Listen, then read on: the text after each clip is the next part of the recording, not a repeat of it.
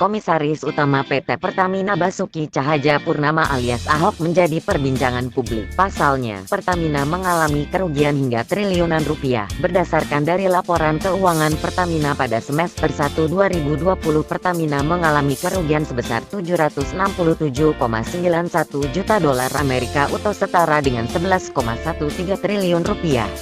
Menanggapi hal tersebut, janji Ahok pun kembali diungkit. Diketahui, Ahok pernah menyampaikan sebuah janji akan membawa Pertamina menjadi perusahaan kelas dunia. Janji tersebut disampaikan Ahok saat dirinya baru diangkat menjadi komisaris Pertamina.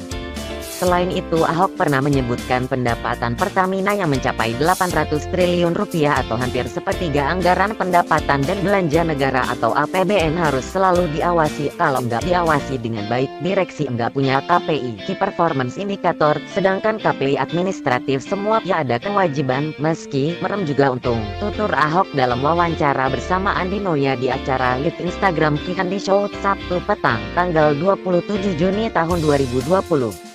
Kenyataan sekarang Pertamina bukan dibawa menjadi perusahaan kelas dunia, tetapi dari Malaysia saja dengan Petronasnya Pertamina masih jauh di bawah. Pernyataan Ahok yang mengatakan merem juga Pertamina untung kini menjadi bahan cibiran dari netizen di sosial media.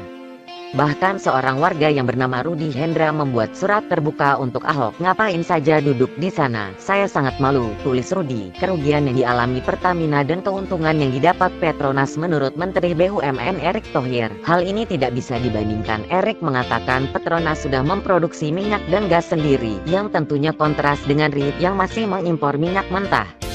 Tidak bisa dibandingkan misalnya antara Pertamina dengan Petronas, beda karena Petronas memproduksi, kalau kita Indonesia, Pertamina, negara mengimpor, kata Erick Thohir di Jakarta, Rabu tanggal 3 Agustus tahun 2022.